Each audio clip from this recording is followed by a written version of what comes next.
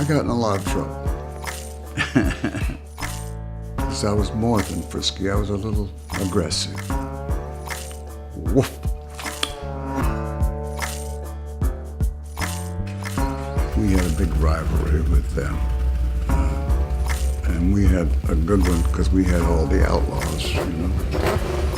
And we were whipping everybody. And I did try to behave and be a gentleman as much as I could.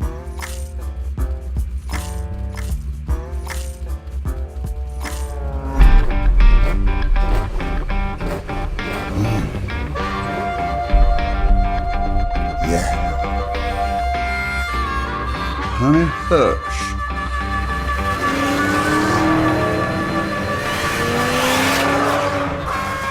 Yeah, it was hot. It was hot in every way. It was a love story. And most guys have a love story with their car. To see Smokey and the Bandit, it's like you remember your first kiss. You always remember where you saw the movie, who you were with. My brother, me, my uncle, and my father, I remember. And it couldn't have been 2 or 3 weeks after that, the 2 Trans Ams appear in our front yard, over to the side. From that movie, between the 4 of us, we've probably owned close to 50 Trans Ams. The black cars really got driven hard. That was the car to have. I mean, everybody wanted to be the Bandit. Yeah, got a lot of looks. Burt Reynolds is fundamentally responsible for the success of the Trans Am brand. It was always something you talk about, and people always come up to you and say, hey, man, you guys need to get Burt Reynolds in. And you're like, yeah, whatever, you know? This truly is the crown jewel. I loved it. I fell in love. Said, I'll get a car like that. He's the man. So if he says he likes it and it's good, then you're done. You know, the best way to say it is I'm just really proud to be part of it. His signature on this edition is icing on the cake. Well, you got it.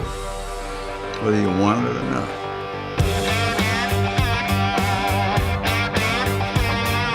There's only 77 that will ever be made. You know, 77 was the year that the movie came out. It was the model year of the car used in the movie. I knew that number. I wanted that number. They chose the right year when they did the movie using that car, because they had the 76, which was the 50-year anniversary, and it was a little different nose. The 77 was, they nailed it. Yeah. That car is what we used as a starting point. It's got to be modern where people look at it and they know what it is. Obviously, the shaker hood, the T-tops are a must. If you don't have T-tops, you don't have a Trans Am, really. If you only saw that bird, you would say, that's Trans Am. So if you take the 2 door panels and you put them together, you have the entire bird. With the help of our designer, Kevin Morgan, we came up with a beautiful Bandit logo. I mean, this is a class act here. We needed Kevin to knock it out of the park, and he really did. The year of the car in the movie was the first year that they had the snowflake wheels. That's what we have. Yeah. I just really am excited about the new wheels that we have. Find white lettered tires anymore. They don't make them. That adds a real nostalgic look to the car. In terms of just romantically, it certainly has a nice big front seat.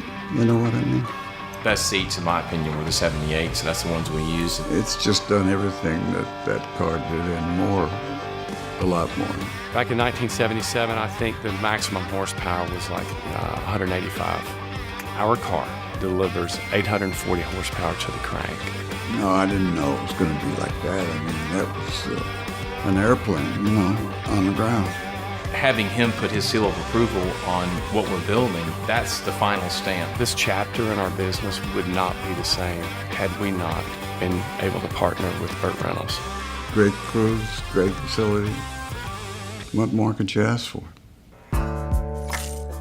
It didn't matter. I had to behave.